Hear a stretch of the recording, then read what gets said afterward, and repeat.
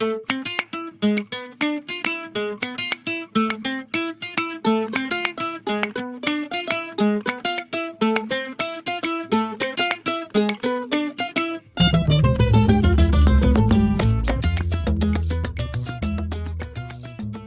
mon bonbon.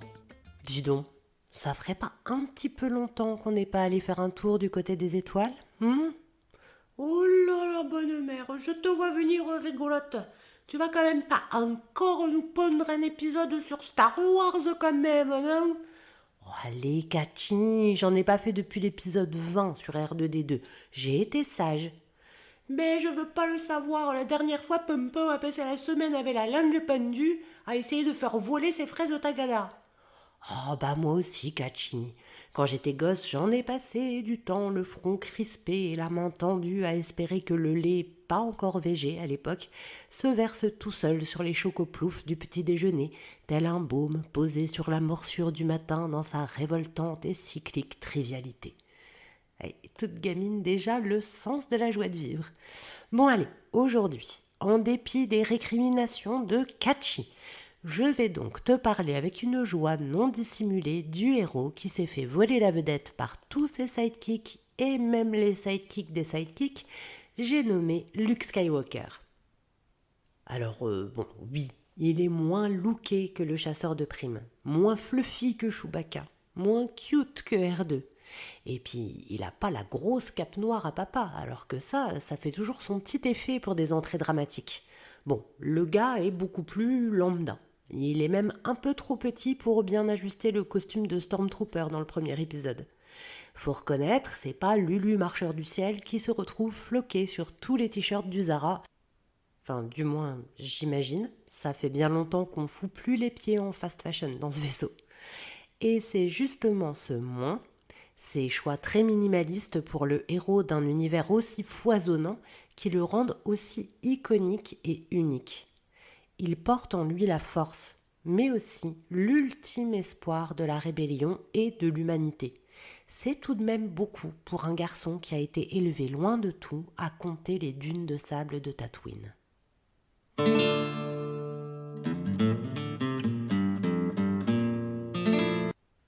Alors, j'ai dit que Luke porte en lui la force. Bon, en fait, la force est partout. Comme le lui expliquera son premier maître, Obi-Wan Kenobi, c'est une sorte de fluide créé par tout être vivant, une énergie qui nous entoure et nous pénètre et qui maintient la galaxie en un tout unique. C'est le même délire que le dragon dans Excalibur, tu noteras, hein. On en revient toujours à cette même notion d'énergie qui relie toutes choses et qui forme un tout bien fini, comme disait Perceval. La force n'est donc pas morale. Elle n'est ni bonne ni mauvaise. Elle est inhérente à la nature, c'est tout. On pourrait alors se dire que tout le monde peut apprendre à la maîtriser. Mais nope, tut. Comme dans la légende arthurienne, la force n'a pas de morale, mais elle a des élus. On ne l'apprendra, nous autres spectateurs, de la première heure qu'à la sortie du premier épisode, où l'on découvre le petit Anakin et ses dons de pilote, mais la force se détecte physiquement chez les individus par un taux élevé de midi-chloriens. C'est des genres de micro-organismes qui viennent de la source de la vie elle-même et qui font conducteur pour la symbiose entre l'hôte et la force. Bon, alors je te cache pas, mon pompon, que passer d'une conception très symbolique de l'élu en tant qu'être ayant la pureté mentale de ressentir la force, quitte à mal tourner après en site, à les Jedi, ouais, c'est ceux-là qui ont les symbiotes, c'était un peu rude. Bouddha, c'est peu compatible avec Venom dans mon esprit. Bon, mais une fois ce petit inconfort passé, c'est ok, on comprend que c'est inscrit dans l'organisme, d'ailleurs celui-ci peut y être soumis. C'est ce qui arrive lorsque Leia stoppe tout son corps pendant quelques secondes dans le vide de l'espace avant de rejoindre son vaisseau. Cette scène de contrôle parfait de ses fonctions vitales était magistrale et une première. Bien que Leia n'ait pas fait le choix de devenir une Jedi, elle possède les mêmes capacités que son frère, ce qui pose quand même une petite question. Je rappelle que l'ordre des Jedi, c'est un engagement de moine guerrier. On fait vœu de chasteté. Pas d'aventure amoureuse, pas de mariage, pas de famille. On compte donc sur la force pour créer spontanément de nouveaux organismes blindés de midi-chloriens. Or, nous, on découvre un univers où, après la mort d'Obi-Wan et Yoda, il ne reste plus que les gosses Skywalker. Et bien plus tard, on découvrira Rey, une fille cachée de Palpatine. En gros, il ne reste plus que des descendants, des midi-chloriens héréditaires, des fils et des filles d'eux pour devenir les héros de la galaxie. Est-ce que ça veut dire que le massacre des Jedi a créé un déséquilibre irrémédiable dans l'énergie du monde et qu'il n'en vient plus spontanément ? Sûrement qu'il y a un peu de ça. Mais il faut aussi comprendre que l'Empire, en bon régime totalitaire, s'emploie à effacer l'histoire autant que la vie de ses opposants. Luke lui-même est complètement ignorant de la culture Jedi lorsqu'il débute son apprentissage aux côtés d'Obi-Wan. Il n'a jamais rien fait flotter par hasard non plus d'ailleurs. Partout dans le monde, il doit y avoir des êtres en symbiose avec la force. Mais comment le savoir si l'idée même de force n'existe plus ? Bon, et puis aussi, si jamais ils sont découverts, c'est l'exécution sans sommation. Ça réduit un peu les chances de se développer, tu me l'accorderas. Il en va du corps individuel comme du tissu collectif. Pour faire grandir la force en soi, il faut savoir qu'elle est là. Pour lutter contre l'oppression, il faut restaurer les vestiges de l'espoir.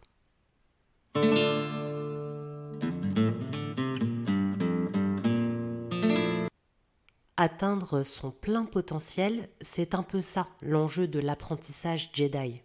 Mais attention, il ne s'agit pas de pousser ses capacités à leurs limites et de tout faire exploser. Ça, c'est la méthode Sith. Je t'en ai parlé dès l'épisode 1 sur Yoda et je suis un peu revenu dessus dans le numéro 11 sur Vador.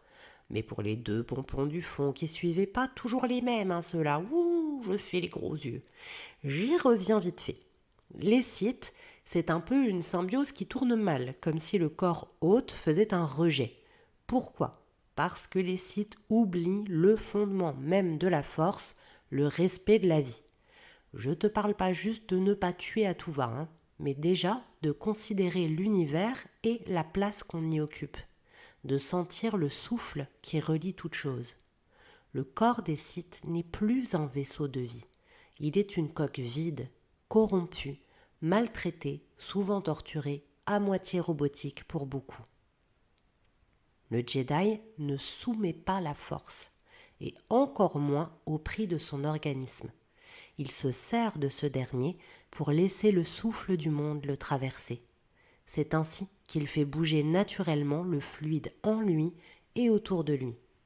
Et ce que je trouve magnifique avec le personnage de Luke Skywalker, c'est que malgré les pressions inédites qui pèsent sur lui, malgré l'incroyable solitude âpre de son parcours, malgré les doutes qui le rongent, il se sert de cette énergie pour rallumer la flamme de la rébellion. Luke, c'est d'abord un orphelin. Il ne découvrira que plus tard qui est Popo et que comme on a buté mamie, il a usé maman jusqu'à la mort. Mais ça manque gravement de psy dans cet univers-là quand même. Bon bref, officiellement, il démarre orphelin, élevé par son oncle, et il s'ennuie en rêvant de devenir pilote. Il a déjà en lui l'envie de se mettre au service d'une cause. Ceux qui sont censés le guider lui mentent sur ses origines, doutent de ses capacités à devenir un Jedi. Trop de colère en lui, dit Yoda. L'ombre du père inconnu plane sur lui. Ce n'est d'ailleurs pas pour rien qu'il a découvert ses propres traits sous le casque de Vador dans la grotte initiatique où il devait affronter ses peurs. On prédit plus ou moins à Luke qu'il va glisser du côté obscur, que la tentation sera trop forte, qu'il deviendra comme l'autre. Or, la colère de Luke est toute différente. Elle n'a rien d'enfantine, ni même de capricieuse. Elle est sa réaction au mal. Dans un monde où ses semblables ont été décimés, qu'il est difficile de se faire confiance, encore plus quand on a été trahi. C'est ce qui fait de lui un mauvais maître pour son neveu Kylo Ren d'ailleurs. Je vais y revenir. En tout cas, Luke Skywalker est beaucoup plus organique que ses prédécesseurs, car il s'est affranchi de l'ordre, du dogme Jedi, comme l'avait déjà un peu fait Obi-Wan avant lui d'ailleurs. Ce que je veux dire, c'est que la rigidité frileuse de la caste Jedi ne lui convient pas. Il la questionne et il a raison. Je t'ai aussi parlé de ça dans l'épisode sur Vador et dans celui sur R2D2. Les Jedi, lorsqu'ils étaient une caste respectée, nombreuse, et un outil de pouvoir, c'est peut-être de là que sont venus pas mal de problèmes, note bien, ils n'étaient pas toujours sympas. L'esclavage ne leur faisait pas remonter le sourcil, tu vois, par exemple. Arracher un fils à sa mère en la laissant à sa misère, apparemment c'était ok. Étouffer toute forme d'amour, c'était vraiment fort conseillé. Bon. La seule fois où Luke se rapproche de ce modèle, c'est parce qu'il cherche comment être maître à son tour. Il entre dans le dogme, rigidifie sa pensée et surtout muselle son cœur. Il se veut logique, il s'accroche à l'ordre parce qu'il doute de ses compétences. Il en vient donc à envisager de devenir un meurtrier, effrayé par l'attirance de Ben Solo pour le côté obscur. En faisant taire ses émotions humaines, il a laissé de l'espace au pessimisme. Il a vu le pire possible chez son apprenti et n'a pas su croire au meilleur. Pas étonnant que le gosse se soit perdu chez les Sith pour devenir Kylo Ren. Luke mettra longtemps à retrouver sa connexion à la vraie force, celle qui tient le monde. Il mettra longtemps à comprendre que le dogme n'est pas nécessaire pour que le mot Jedi résonne comme un espoir pour tous. Dans son évolution, le style de Luke a toujours marqué une forme d'émancipation des codes. Il démarre en bon petit padawan, c'est vrai, tout de blanc pur vêtu. Mais lorsqu'il arrive pour délivrer Han Solo de Jabba, du temps a passé. Il a pris du galon. Comment le montre-t-il ? Par un costume ultra sobre, noir. Il choisit la couleur du père, comme un héritage réinterprété. Il accepte cette puissance. Il accepte de sortir des sentiers battus, puisqu'il va sauver un ami. Il poursuit donc un objectif personnel, ce n'est pas très Jedi. Mais il en fait quelque chose de calme, d'assuré, comme s'il portait les restes de sa peur vaincue. Note que son sabre laser est désormais vert. Il vient apporter la flamme de l'espoir, ni plus ni moins. J'en viens à la scène somptueuse des derniers Jedi où il affronte Kylo Ren pour gagner du temps et permettre à la rébellion de s'enfuir. Quelle idée de génie, cette histoire de sel qui crée une trace rouge sang pour mettre l'emphase sur chaque mouvement dans la neige. Dressé, seul face aux quadripodes, qui ne sont pas sans rappeler ceux de l'Empire contre-attaque dans une scène très similaire, mais tu vas voir, on fait dans le bouclage de boucle ici. Seul donc, Luke Skywalker apparaît dans un manteau de jute brune, très monacal, exactement similaire au costume d'ermite porté par le vieil Obi-Wan Kenobi sur Tatooine. Le sabre est bleu, retour aux sources.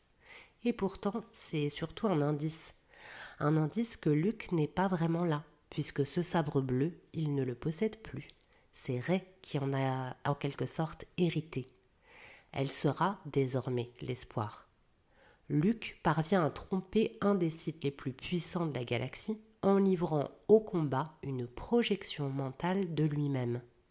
Il flotte, lui, en tailleur, sur son île, et son corps s'évanouit, comme celui de tous ses maîtres avant lui, pour ne faire qu'un avec la force. Avant de partir, il dit à Kylo Ren que tout ce qu'il vient d'affirmer est faux. The rebellion is reborn today. The war is just beginning. And I will not be the last Jedi. Qu'est-ce que tu dis de ça, Pompon ? Oh, moi je suis tout hérissé, c'est trop stylé, Captain Sofro. Ouais, hein. Et le plus beau, c'est que tout le monde semble l'entendre, ce message. Il y a une série de gros plans sur le visage des membres de la rébellion, puis de Rey, comme si, en retrouvant l'espoir au fond de lui, Luke avait su refaire du monde un tout uni dans la même résistance au mal.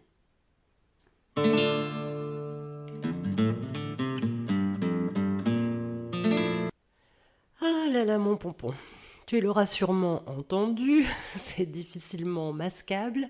Je sors d'une énorme grippe, autant te dire que j'ai passé une semaine à ne pas savoir où j'habitais. Donc tu pardonneras, j'espère, ma voix plus qu'éraillée aujourd'hui. Et si je te dis ça là tout de suite, c'est que je viens de tousser dans le micro et donc dans les écouteurs que je porte. Vraiment, je déconseille l'expérience. Je suis désormais aussi sourde qu'aphone. Bien, sur ces bonnes observations, j'ai choisi donc de te parler de Luke Skywalker aujourd'hui puisque je trouvais son parcours assez intéressant dans son apprentissage de la Force. Certes, il a eu 2 maîtres et pas des moindres, celui de son père d'abord, puis Yoda, c'est quand même pas n'importe qui, mais il les a eus sur des durées très brèves. Et tout le reste de son parcours s'est fait de manière, comme je te disais dans l'épisode, extrêmement solitaire. Solitaire à double titre puisqu'il n'a pas de maître, mais en plus il est le dernier Jedi pendant très longtemps dans cette série. Donc il n'y a personne qui peut comprendre ce qui se passe dans son corps, comment il manipule entre guillemets la force. Il peut échanger, partager sur ce point-là, en tout cas, avec personne. Alors bon, tu vas me dire oui, évidemment, même après la mort, Yoda, Obi-Wan apparaissent encore, mais enfin, c'est quand même pas tout à fait la même chose. Il y a vraiment ce côté lourd poids du dernier qui reste.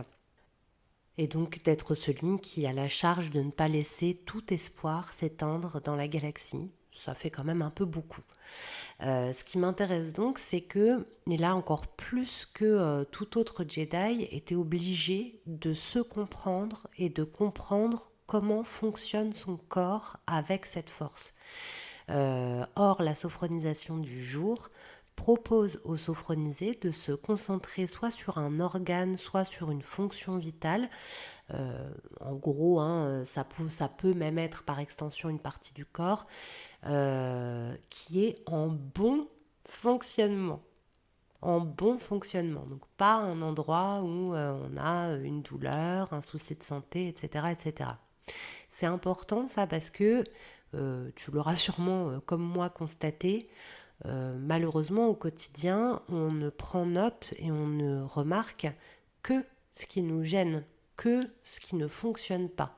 Donc pour quelqu'un qui va avoir je ne sais pas moi, comme moi en ce moment, des difficultés à reprendre mon souffle, etc., je vais me focaliser sur le fait que j'ai mal à la gorge, j'ai mal dans les côtes à force de tousser, ça me fait mal dans le dos, etc., etc.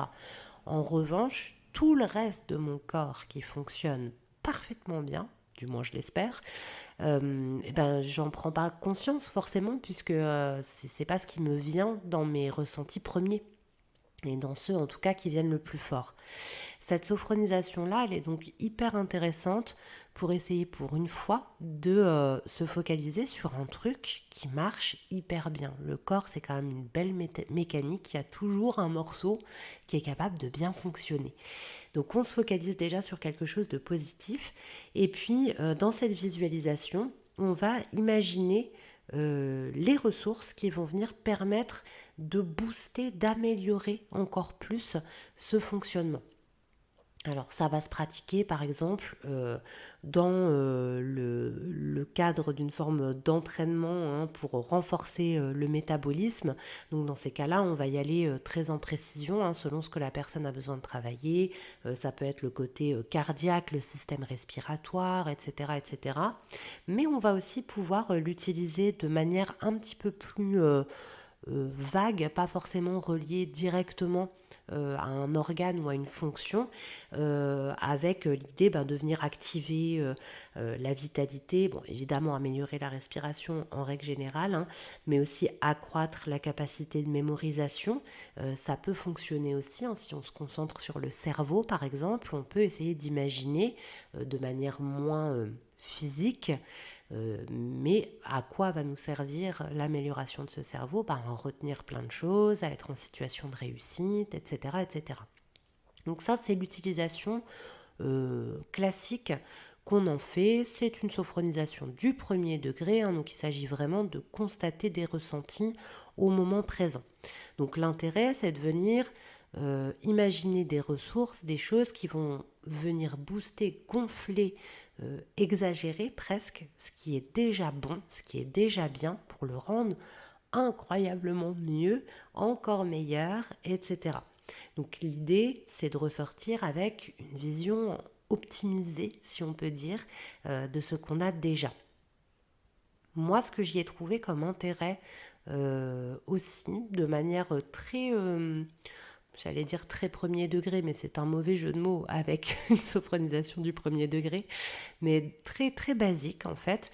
Quand on me l'a faite, cette sophronisation-là en formation, il n'y avait évidemment pas d'objectif derrière, on n'était pas dans le cadre d'un protocole, donc voilà, il n'y avait pas d'intention particulière. Et le formateur qui nous l'a animé nous a, je trouve, très intelligemment donné des pistes du coup pour essayer quand même d'en faire quelque chose et pas juste de la pratiquer à titre d'exemple. Et il nous avait proposé en fait d'imaginer cet organe avec des couleurs, de manière à justement pouvoir mieux visualiser le fait que la couleur, elle allait muter, entre guillemets. Je te donne un exemple tout bête. Imaginons, je vois quelque chose d'un peu jaune, et ben j'allais pouvoir muter en quelque chose de doré pour le booster. Ou tout simplement rendre la lumière plus saturée, plus vive, plus lumineuse, etc. etc. Alors évidemment, comme toutes les images, comme toutes les astuces, c'est pas quelque chose qui marche pour tout le monde. Moi, c'est quelque chose qui a hyper bien fonctionné et il se trouve du coup que cette sophronisation-là, elle m'a fait un bien fou sur le moment parce que je me suis tout simplement sentie toute revigorée, toute revivifiée, toute resolidifiée, etc. Et c'est aussi pour ça que j'ai pensé à celle-ci avec tout ce que je viens de dire sur Luke Skywalker et la force.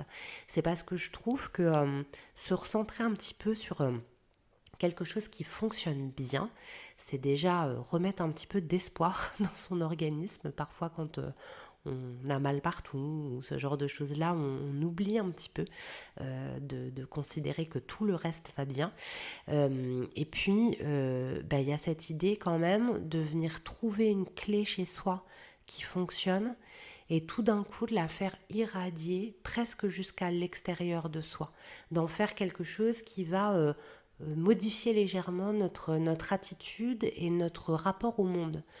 Quand on ressort de ce type de ressenti-là, la journée n'est pas du tout la même. On n'a pas du tout le même rapport à son environnement, à ce qu'on en perçoit, à l'influence que ça a sur nous, à la manière dont on va rejeter aussi du positif sur les autres, avoir une sorte de prise de conscience comme ça sur ses ressentis, très douce, très positive d'un bout à l'autre, c'est quelque chose qui peut amener beaucoup de bien-être et beaucoup de vitalité dans la journée. Donc si tu te sens de pratiquer cette sophronisation-là dans cet état d'esprit-là, il n'y a pas de contre-indication pour aujourd'hui, même si je te rappelle, comme d'habitude, qu'en principe, évidemment, c'est fait sur mesure, ça fait partie d'un protocole, ça a du sens par rapport à l'objectif de la personne, on va adapter les termes, les images qu'on va utiliser à ce qui nous a été livré par la personne. Là, moi, je vais rester très vague, je ne vais rien dire de la zone, de la fonction qui est visée. Mais si tu sens que ça peut t'aider à te sentir bien et récupérer un peu de vitalité et faire comme Luc, remettre le doigt sur vraiment ton petit midi-chlorien intérieur et le faire irradier jusqu'à l'extérieur, je t'invite volontiers à faire cette sophronisation avec moi aujourd'hui, même si ma voix ne sera pas ma meilleure voix de sophrologue pour cette sophronisation-là. Que te dire d'autre? Oui, le disclaimer habituel, c'est une sophronisation, donc si jamais tu souffres d'un trouble du type schizophrénie ou TDI, c'est très déconseillé ce genre d'exercice, en tout cas sans encadrement et sans avis médical, préalable. Donc si c'est ton cas, petit pompon, je te souhaite une très très bonne semaine. Prends grand soin de toi et on se retrouvera au prochain épisode. Pour les autres, pas de contre-indication particulière. Je te rappelle que ça peut se faire assis ou allongé si tu préfères. En tout cas, je te laisse le temps de prendre une position confortable. N'hésite pas de toute façon dans le courant de la sophronisation à bouger légèrement ta position, à bouger un tout petit peu le cou, les épaules. Vérifie bien que tu n'es pas en train de te figer sur une douleur que tu pourrais ressentir en sortant de la sophronisation. Et si tu es prêt ou prête, eh bien tu peux fermer les yeux.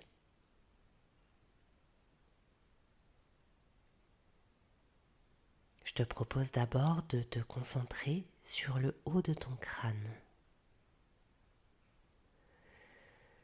Imagine justement toute cette force douce, bienfaisante venir se poser sur tes cheveux.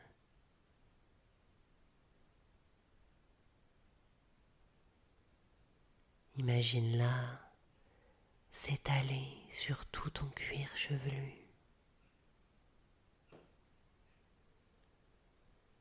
Imagine-la envelopper tes oreilles.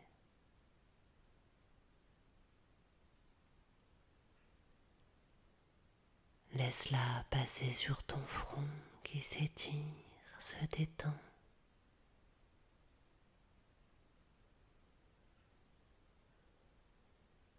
Sous son influence, relâche doucement tes sourcils. Laisse tes paupières se reposer.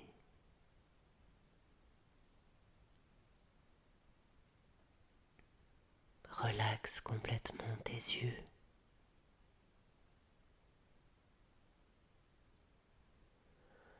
Relâche tes tempes et tes joues.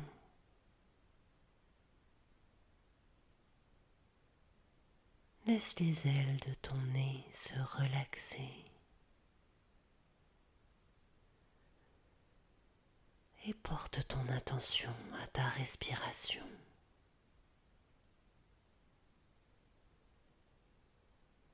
Ressens son amplitude calme, régulière.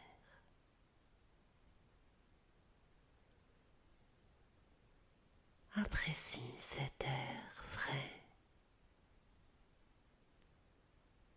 et sens l'air chaud qui sort de tes narines à chaque expiration.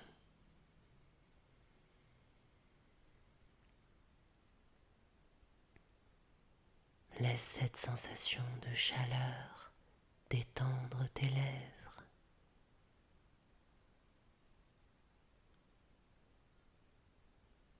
Relâche tes mâchoires.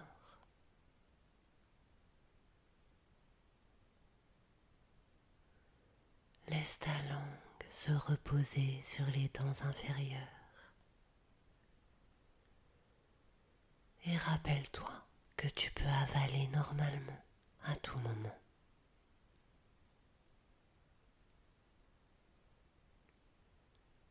Prends conscience que toute ta tête est détendue.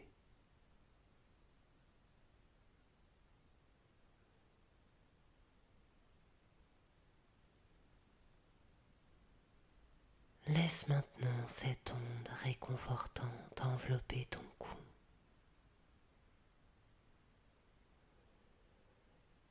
Sens les muscles de ta nuque qui se décrispent doucement.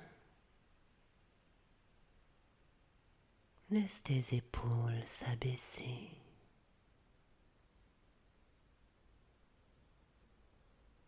Relâche complètement tes bras jusqu'au coude.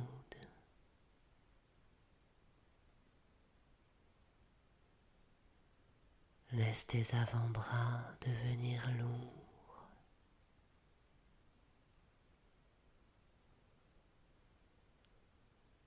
Laisse tes poignets se reposer.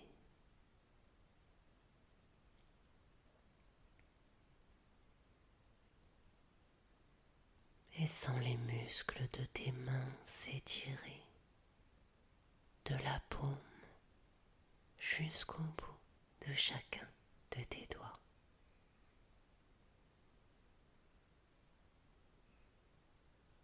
Prends conscience que tes membres supérieurs sont relâchés.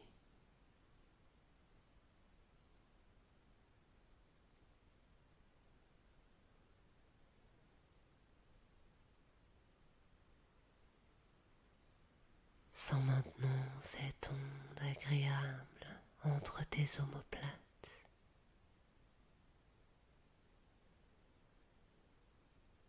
Imagine qu'elle s'étale, s'étire, comme s'il y avait de l'espace qui se crée entre tes omoplates.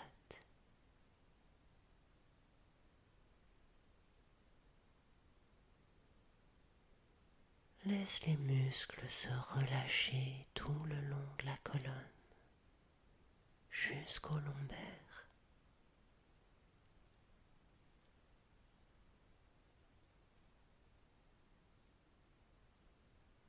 Porte ton attention à ton souffle dans la cage thoracique. Ressens son amplitude.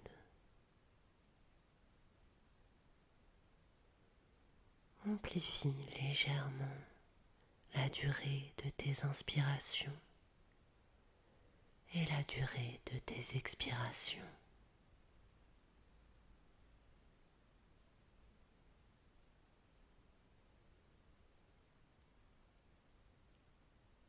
Laisse ce souffle calme détendre tes côtes.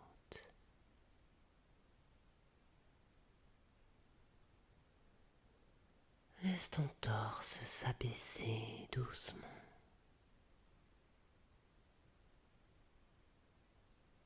Sens ton ventre se dénouer.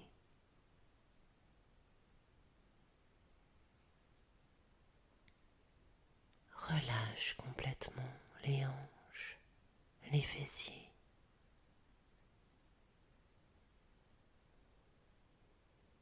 Et prends conscience que tout ton buste est relaxé.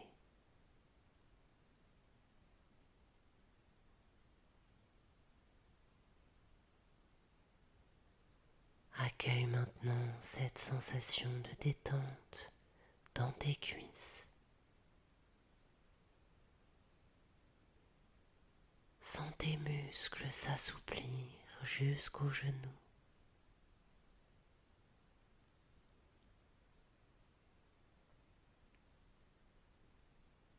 Laisse la détente glisser le long des tibias. Relâche complètement tes mollets. Laisse tes chevilles se relaxer.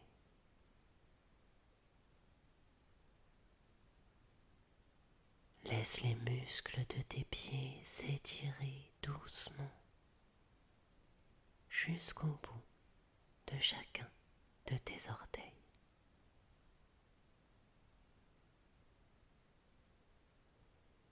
Prends conscience que tout le bas de ton corps est détendu.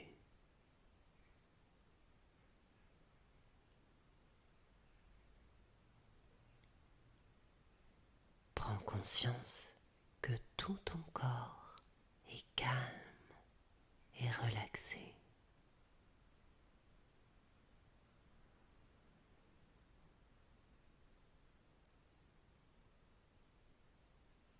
Je te propose maintenant de porter ton attention à la zone du corps que tu souhaites stimuler. Choisis bien une zone en bon fonctionnement.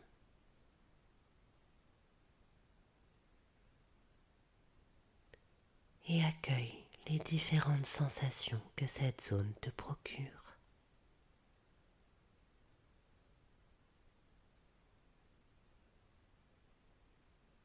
Prends conscience de cet endroit comme d'un point isolé dans ton corps.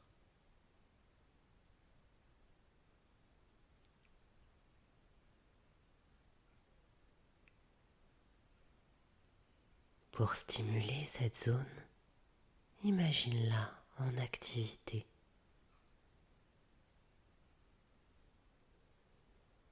Observe ces mécanismes.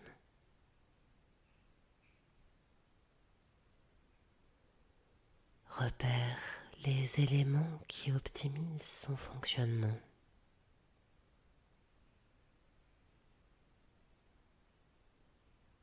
N'hésite pas à lui attribuer une couleur.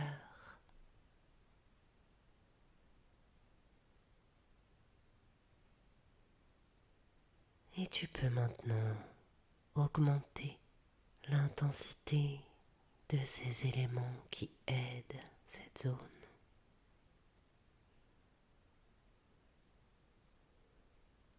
Développe leurs effets.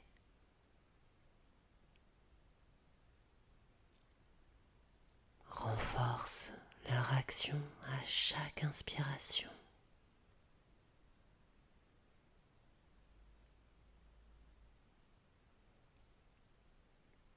Accueille ces nouvelles sensations positives.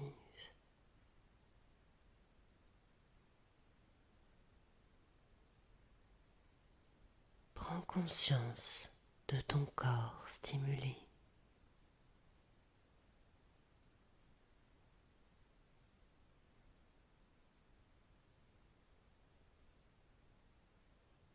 Visualise maintenant la zone stimulée au maximum de son potentiel.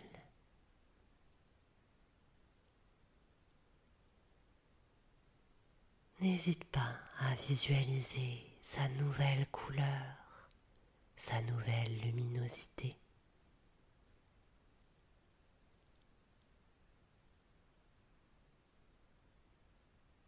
Perçois les sensations de ce fonctionnement optimal.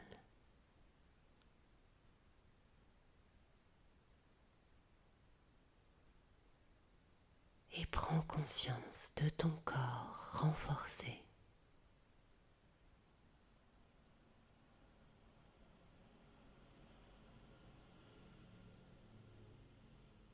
Intègre ces sensations en toi.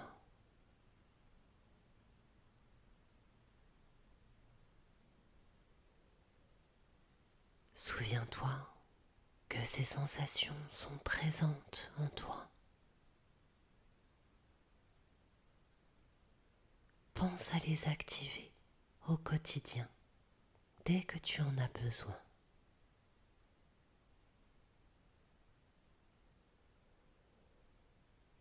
Tu peux reprendre doucement conscience des bruits qui t'entourent dans la pièce où tu te trouves.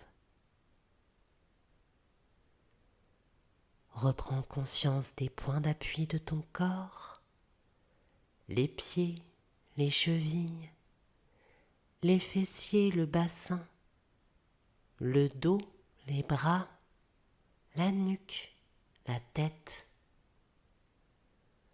Prends une longue inspiration pour te dynamiser et souffle par la bouche. Tu peux remuer doucement les mains, les pieds, le cou, les épaules. N'hésite pas à t'étirer si tu en as envie, à bâiller si tu en as besoin. Et si tu es prêt ou prête, tu peux ouvrir les yeux. L'exercice est terminé. J'espère que cet épisode t'a plu. Et comme d'habitude, je te dis à lundi prochain. Et d'ici là, n'oublie pas, respire, baisse tes épaules et relève le menton, mon petit pompon.